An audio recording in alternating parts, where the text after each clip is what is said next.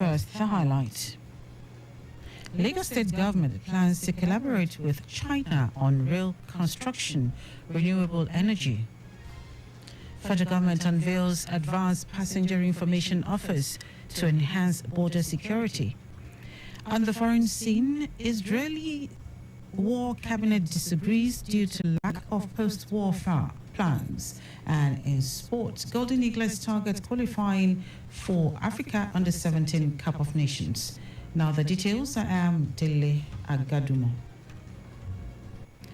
The Lagos State government said it is looking forward to a better collaboration with China on rail construction, renewable energy, investment opportunities, and an enduring relationship that is mutually beneficial for all. Governor Babajide Sanwo-Olu stated this when he received the chairman of China Railway Construction Corporation, CRCC, Dele Agadumo, who led a delegation on a courtesy visit to him. The governor expressed the willingness of his administration to further collaborate on building an economic hub that would benefit all residents in an enabling environment where businesses can thrive. Speaking earlier, Chairman of China Railway Construction Corporation, CRCC, Dele Agadumo, restated the commitment of the corporation to strengthening bilateral relationship on energy, ecological conservation, urban railway transit with Nigeria and the Lagos State government. Lagos State Physical Planning Permit Authority, LASPA, has cautioned stakeholders in the construction industry and residents to be cautious of counterfeit building approvals and planning permits. Commissioner for Physical Planning and Urban Development, Oluyinka Olumide, gave the advice at the unveiling of LASPA's sensitization tools and the face of LASPA at the authority's headquarters in Ikeja. Olumide emphasized the importance of verifying building permit documents from LASPA to avoid falling victim to fraudsters and imposters. According to him, the importance of town planners in creating sustainable and resilient villages, towns and cities through decisive decisions about land uses, infrastructure, transportation and environmental conservation may not be felt by people without adequate publicity and public sensitization.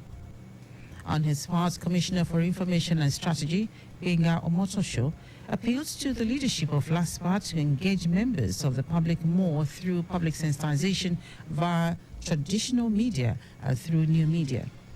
Earlier, the General Manager, Lagos State Physical Planning Permit Authority, Kehinde Oshinaike, urged stakeholders in the built environment to maximize the opportunity to regularize their building approvals with LASPA. The Lagos State government has hinted that preparations have reached top gear for the airlifting of over 1,868 Hajj pilgrims to the Holy Land of Mecca in Saudi Arabia. Commissioner for Home Affairs, Ibrahim Layode, who restated that welfare and safety of Lagos residents remain top priority, assured them of a rewarding and memorable experience. Layode added that religious harmony being enjoyed in the state is as a result of the timely interventions of religious bodies and the ministry to avert chaos or any breakdown of law and order. Nigerian Medical Association, NMA, has reaffirmed its stance against euthanasia, otherwise called mercy killing, saying it remains illegal to the Nigerian medical practice. The newly elected president of the association, Bala Audu, made this assertion during a press conference held in Abuja with the theme Reversing the Trend of Health Sector Brain Drain, Euthanasia in Medical Practice. Audu noted that the introduction of euthanasia in the medical practice in Nigeria requires careful consideration because of ethical, legal, religious, social, and cultural diversities. He emphasized that euthanasia is illegal and punishable by the provision of Section 306 of the Criminal Code in Nigeria. Now to the rest of the stories. The federal government has unveiled a new office dedicated to the processing of advanced passenger information and passenger name record at the Nigeria Immigration Service headquarters. Keyamo said it is a significant step towards enhanced border security and to facilitate legitimate travel.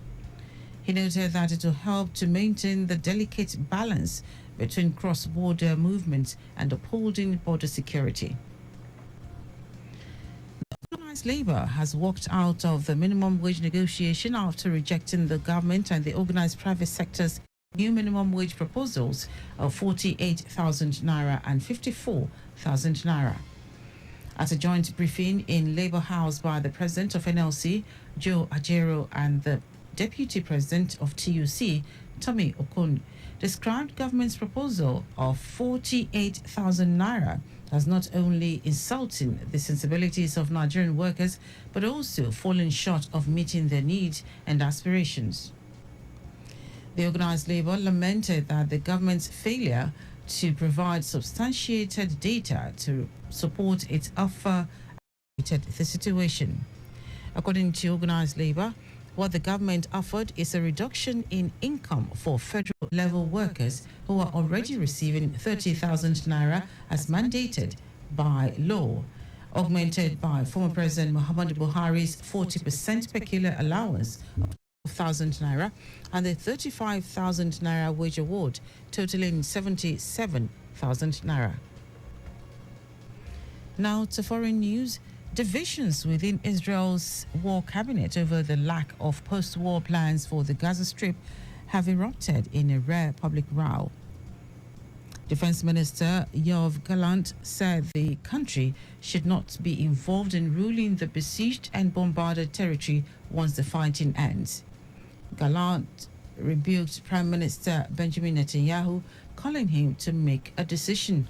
Meanwhile, Netanyahu, who has indicated Israel intends to maintain open-ended control over security affairs in the enclave, responded to Gallant's call, saying he was not prepared to exchange Hamastan for Fatastan. In our sports, Golden Eagles of Nigeria has stated its objective of picking one of the tickets to the Africa Under-17 Cup of Nations.